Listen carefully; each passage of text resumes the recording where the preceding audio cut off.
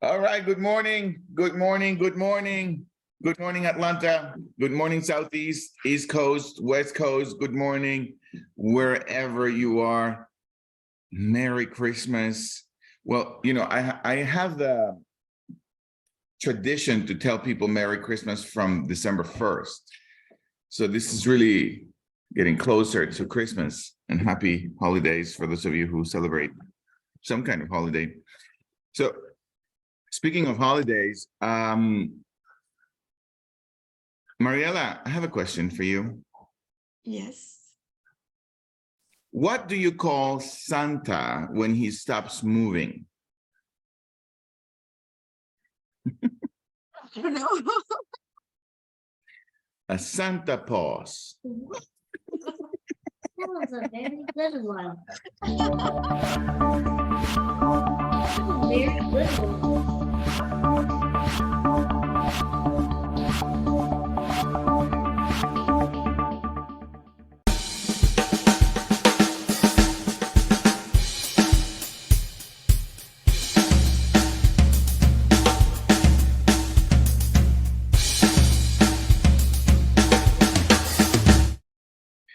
Good morning, good morning, good morning, good morning, Atlanta, Southeast, East Coast, West Coast, wherever you are. I know it's cold if you're in the United States, unless you live somewhere in Florida.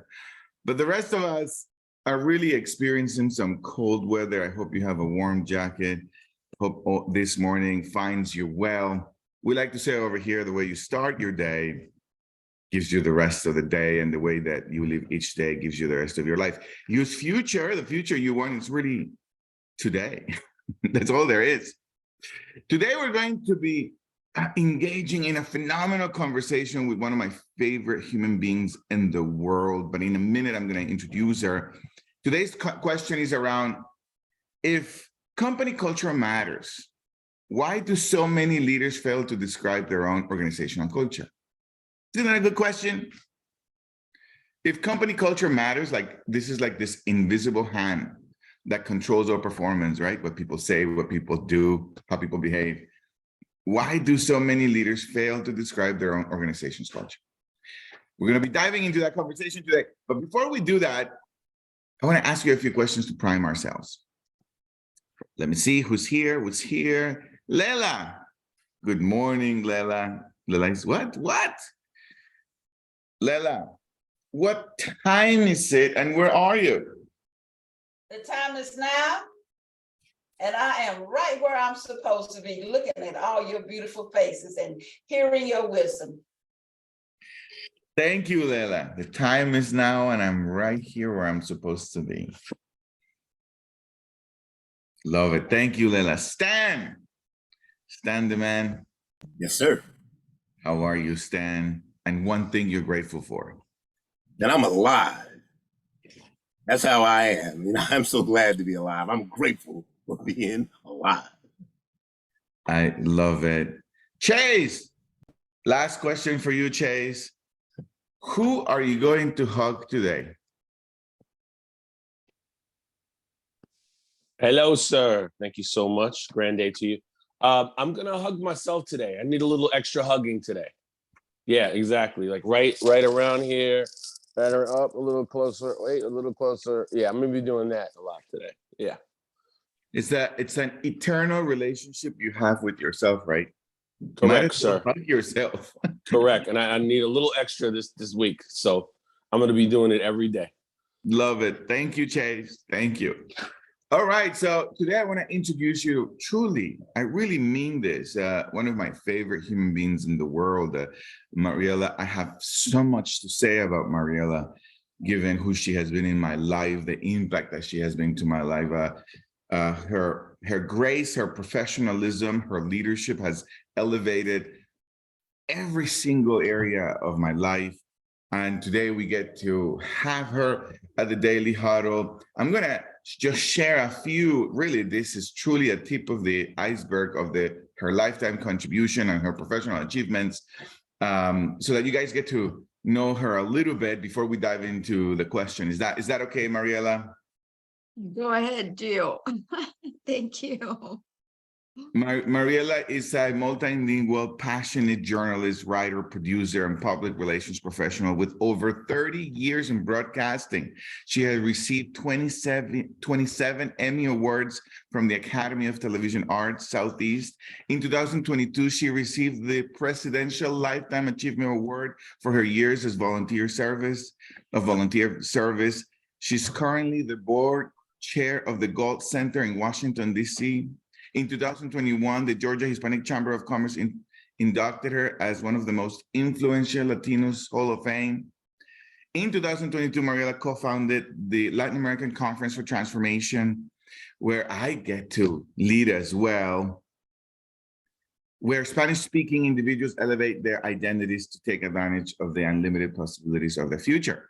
Currently, she's focused on preparing individuals and companies who want to propel their lives, leadership, and businesses to new heights.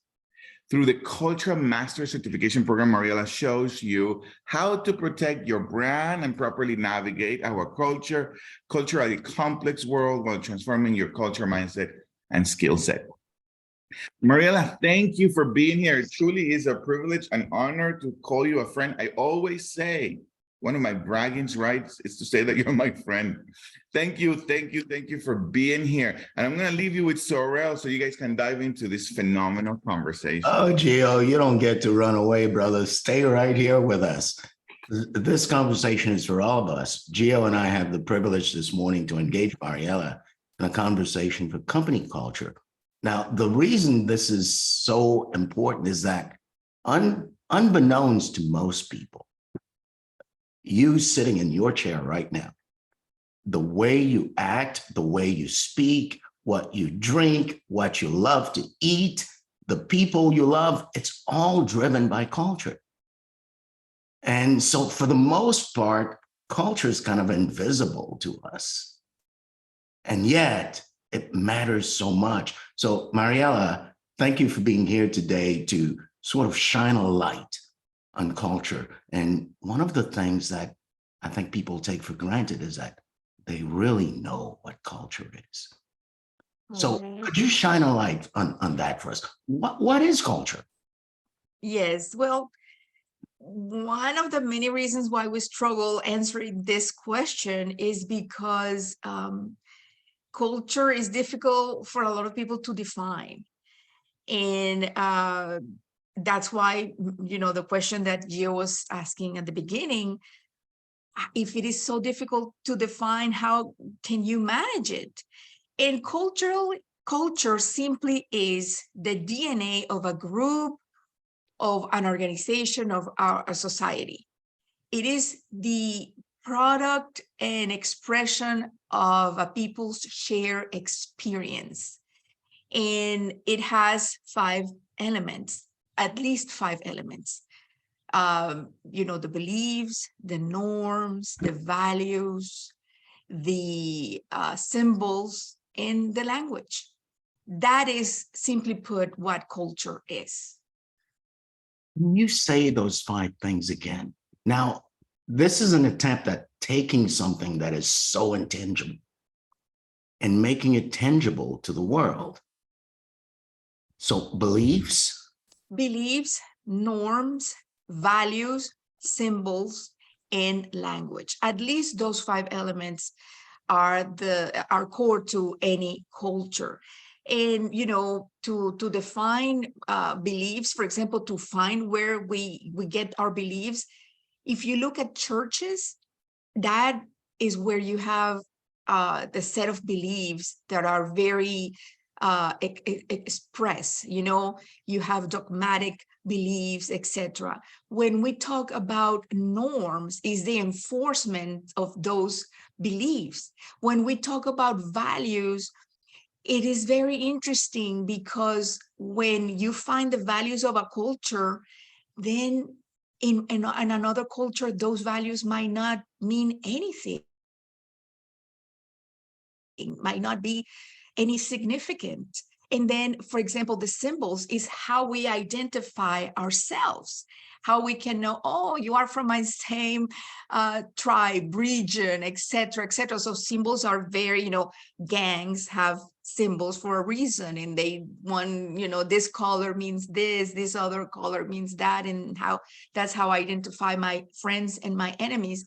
And then the language is extremely important, because it's not only the language between the difference between Spanish and French or English, is also the language of a family or an organization. The corporate language of McDonald's is different from the corporate language of Burger King, and both, they sell burgers, but there are some in the language you can see reflected the values of the organization. So those 5 elements are really the expression of the culture. Yeah, and to bring it home and make it a little fun,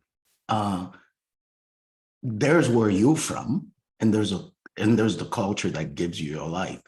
Can you express your culture and your attachment to it for us through those 5 components? Correct. So And, like who is Mariela? Through her culture. yes, well, Sorel, it is unbelievable for me to be speaking about this, and being so present, realizing my own culture, because that is the first step to go into this journey of cultural mastery. Really understanding your own culture and embracing it. One of the principles of cultural mastery is know your culture. And in order for me to embrace someone else's culture, I must embrace my own. And at the beginning of this process of cultural mastery, we ask the participants, look at your own culture.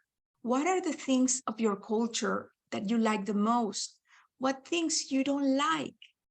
And also, that exercise helps you to look at the cultures that you are resisting. We ask to do that exercise. You know why? Because in order for you to be a great leader, you really need to understand what you are emotionally resisting. If you are resisting a culture, another culture, you're not going to be an effective leader if you have to lead people within that culture. So you really have to do a transformational journey through cultural mastery to be able to lead external transformation. Having gone through that journey yourself, what did you discover about your own culture? Great question, because this is why I am so passionate about cultural mastery. Growing up, Sorel, I grew up in Venezuela. I was born in Venezuela. But when I was 9 years of age, we moved to France. And I had to immerse myself in a completely different culture, a different language. Venezuela doesn't have the 4 seasons. We have only summer. And then I experienced, a changing of the weather in a way that first being outside of my own country made me realize at a very young age, what makes me Venezuela? And I became like a little mini ambassador of my country with all the kids, because they will ask me, how is Venezuela? What do you like? What do you eat? And without knowing that I was doing this process, I was portraying and explaining the other kids what my culture was. And I was expressing it through my games, through the food that I was sharing, through the stories that I was telling. And what I found out, Sorel, was so many things in common with the other children who were coming from different parts of the world. I remember, in that first class that I was with all the kids that were learning French, We had kids from Algeria, we had kids from Cambodia, Poland, Portugal, from different parts of the world. And my grandmother, she would send us food from Venezuela, and we would bring the food to, for the other kids to see. So my grandmother, she sent one of those sweets that we have in Venezuela and Colombia that we wrap with banana leaves. There are dry banana leaves and they're sweet. So I brought that to school. And one of my classmates, she was from the Commodore Islands. And when she saw that, she said, "We eat that in my country." And immediately I saw the connection between she and I. It was like a bond was being made. And then I was looking at the map where her country was. And I couldn't believe so far away from Venezuela. But I knew that her ancestors influence, they came to my land and they are part of my culture. So that was a beautiful thing for me as a child to experience. So there is culture at the level of the individual, you, right? Me. And we can see through this conversation how learning about your culture could connect me with you in a way that we couldn't connect until I learned about your culture. And it could also create the space for me to appreciate mine as you appreciate it. Now, Absolutely. Let's shift a little bit to an organization. There's this thing that you've been talking to me about called cultural intelligence. Mhm. Tell me a little bit about that and help us see the impact of not having it and the benefits of having it. So what is cultural intelligence? Well, cultural intelligence, you can define it as the way to really be mindful of other people's culture and behave in a way that you are not going to be offensive. You're going to be inclusive. And one of the most important things that you can do to acquire cultural intelligence is being neutral. We have different, like I said before, cultures have different values, symbols, those elements, and elements of one culture might not resonate with another one. But the moment that I start judging the people of one culture because of the behavior that the culture they're in has, the moment that I start judging and I'm not neutral, I am out of a position of influence. And that is, in a nutshell, having cultural intelligence. We propose cultural mastery to obtain that. Yeah. Because we are products of our culture. If I were to be born in Afghanistan, I might not be dressed the way I am right now. But if you start judging me for the attire that I wear, if I were a Muslim woman, and you start saying, well, you see how oppressive, blah, blah, blah, and you start making judgments about that, then you don't have cultural intelligence. You are putting yourself in a position where you cannot influence me. Because one of the most beautiful things, Sorel, is that culture, we can mold it together. Culture is, but it's changing all the time as well. One of the most incredible things we're witnessing as human beings at this historical time is what is happening in Iran. The concept of women's rights is percolating in that society. So it's changing. We could say, okay, that culture, we might believe that culture is not going to change.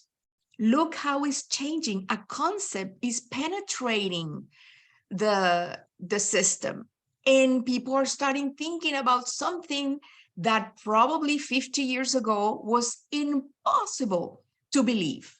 So that is the beauty the beautiful thing about culture is that we can shape it together because it's constantly changing.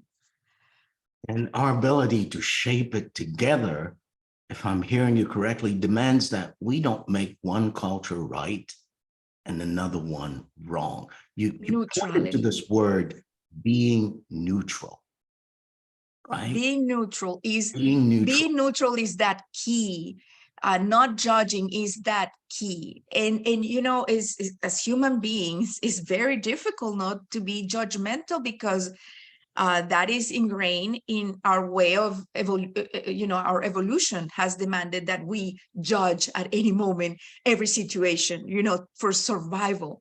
So we are prone to discriminate among other peoples. That is natural for us. The unnatural thing is not to be that way, but we cannot even judge our own nature. We just have to work with our nature and start developing through the 6 stages of cultural mastery I propose.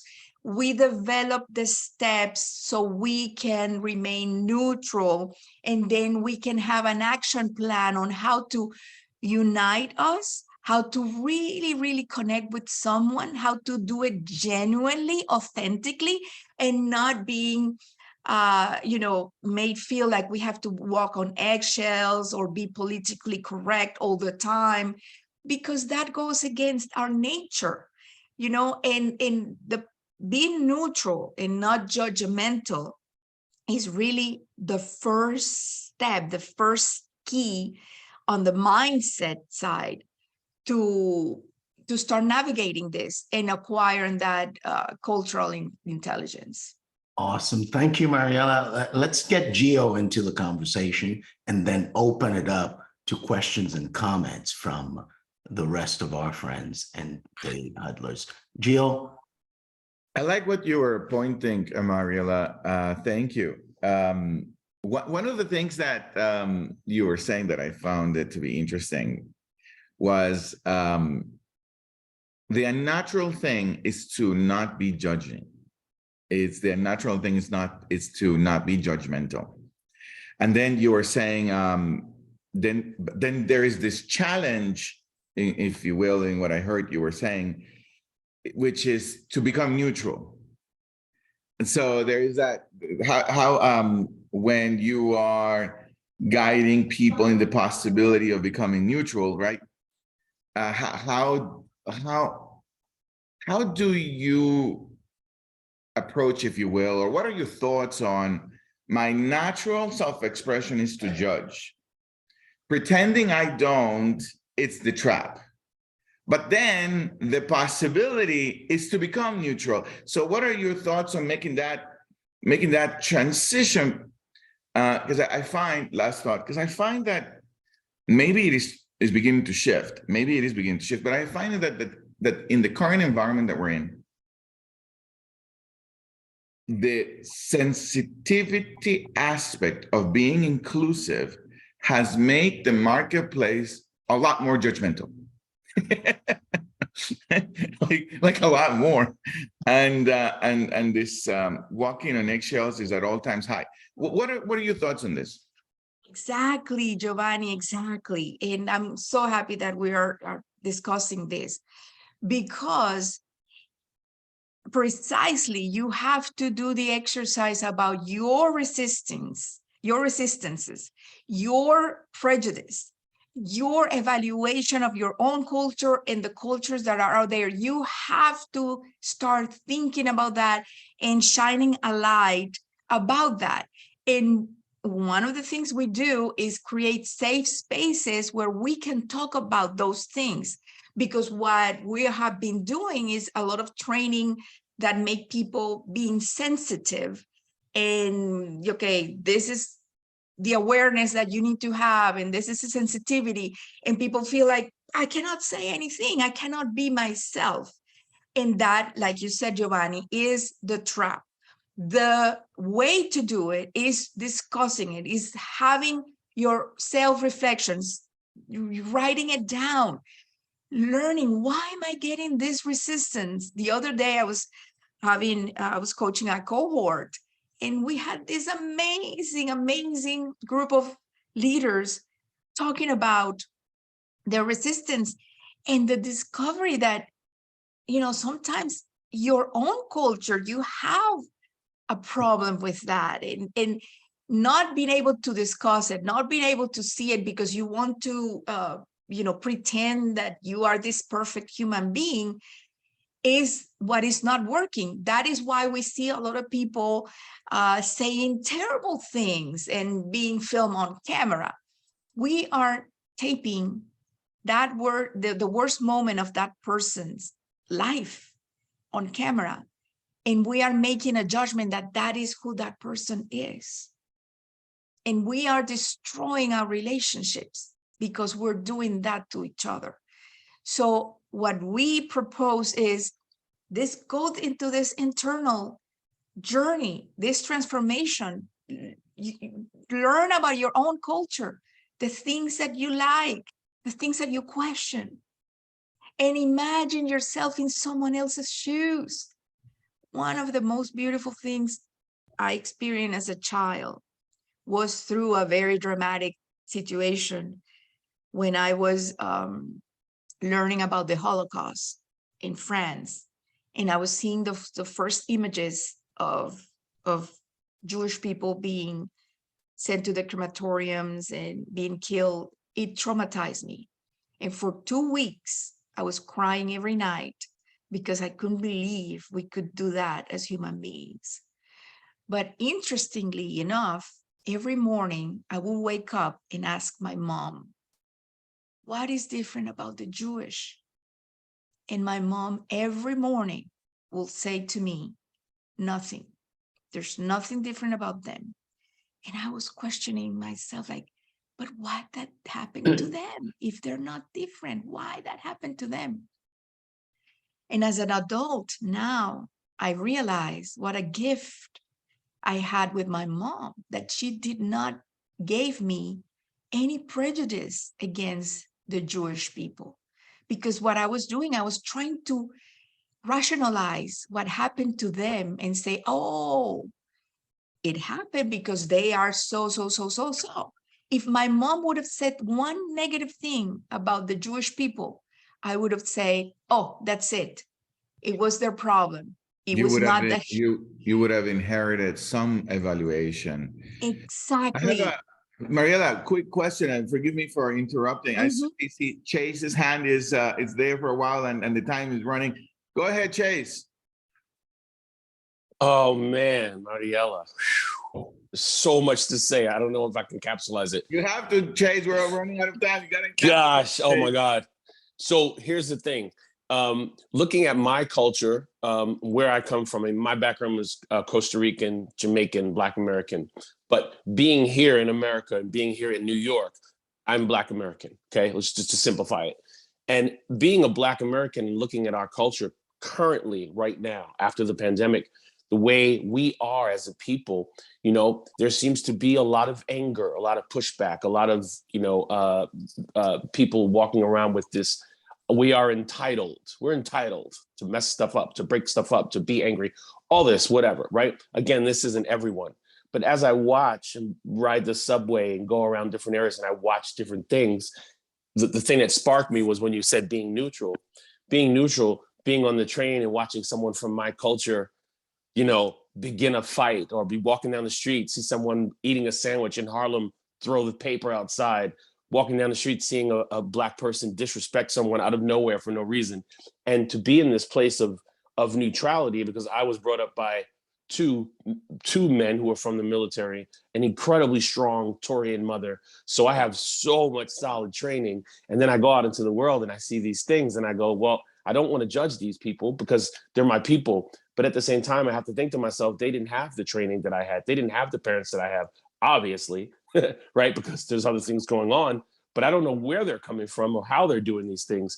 And many times for me to just be neutral and watch it from the outside, even last week, I saw something online that said such and such and such and such in the street. And then someone put a comment, there they go again. It's always them. And I was like, wow. I read it and I was like, this perception or this learned activity in our heads or from other people that say, yeah, that's what they're going to do. Yeah, that's who they are, so on and so forth. So again, all I can do is set an example and be who I am, be respectful, walk out into the world dressed in a respectful way, interact with people, so on and so forth. It's a difficult task on some days because you just want to say, man, why can't we just do better? Why can't we just connect on a more passionate level with each other and just do it a better way? That's my wrap up. Mariela, you've opened up That was a Pandora's hard one. box. I know. And Chase, thank you for sharing. Thank you for sharing. And the only thing that I could tell you, you don't have to be neutral in just accepting it. You just have to be neutral, not to judge them because of the environment where they are, and not become that common. Here they are, that's how they are. Exactly, what broke your heart was that comment, because that is not true. When I say neutrality, is neutrality in terms of not judging it so you can later influence. But my charge is, let's be that influence that makes us all culturally intelligent. Let's make us those leaders who want to influence and make the negative things on our culture, make them positive. But the way we put ourselves out of the equation is when we start judging and not having neutrality. But neutrality doesn't mean being passive. You can exercise some action. Beautiful. And Mariela, perfect segue. I'm going to put you on the spot. Perfect segue into the next 6 episodes on this matter. Because you did mention there are 6 stages to cultural matters. Correct. And you're not just going to leave us hanging, are you? No, I can tell you the 6 stages. Don't if you tell us want me the 6 to. stages, but they're coming. Okay, great. Well, go ahead. Yeah, and I was going to say, as your last words for today, could you just name them before we close the show? Absolutely. I will name them, but I also would like to say something, because Giovanni was very gracious and with a lot of love when he introduced me. And I also want to say that one of the biggest honors of my life is to have found the Latin American Conference on Transformation with Giovanni. So thank you, Giovanni. Thank you, Sorel, for everything that you have brought into my life. And to close, I'm going to mention the 6 stages of cultural mastery, so you can have an insight of what that process looks like. The first one is education. That is the foundational step to go into this journey. The second one is engagement. Then we have empathy. Then we go into excitement. From excitement, we go to empowerment.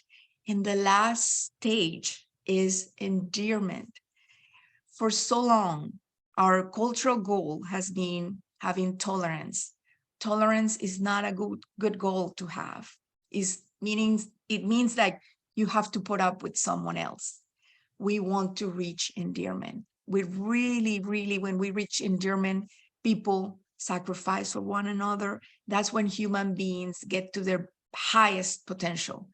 And that's my dream for the world, that we all reach endearment to one another. And thank you for this opportunity. And in the most endearing way, I want to leave you with a Christmas present, which is a question from Cece. Cece, go ahead.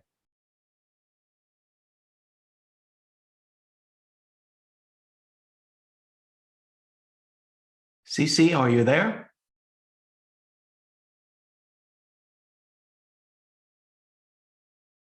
You may be on mute. Yes, I am.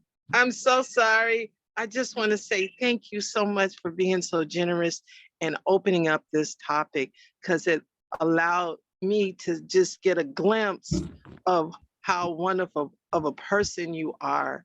And I'd like to hear more about it. the topic and maybe do this dialogue again. And thank you and Merry Christmas, everybody. Merry Christmas, Cece. And we'll close our show as we usually do inside of being culturally intelligent and masters of life and organizations and families, the opportunity to be neutral about your culture while I educate myself about mine. As you go into your Christmas holiday, go ahead and love. Love abundantly. Mariela's last name is Romero. Laugh. Laugh out loud. You know that ho, ho, ho kind of laugh? If you haven't practiced that in a while, well, pretend you just came down the chimney and go, ho, ho, ho. Do that and let yourself loose. There's no need to stress. Why? There's only now. What you're stressing about doesn't even exist. Eat, mostly plant-based, keep yourself healthy. Put yourself in a place where you can give. Give everything you've got. Your mind, your heart, your talent, your time, your treasure, and sleep. Get some rest. Move and shake what your mama gave you. And at every turn, check yourself before you wreck yourself. Merry Christmas from the Daily Huddle. Giovanni loves you more than anybody ever will, and I love you too. We'll see you on Monday morning. Merry Christmas, Happy Kwanzaa. Merry Christmas. Happy holidays. Christmas. Thank you. Bye-bye.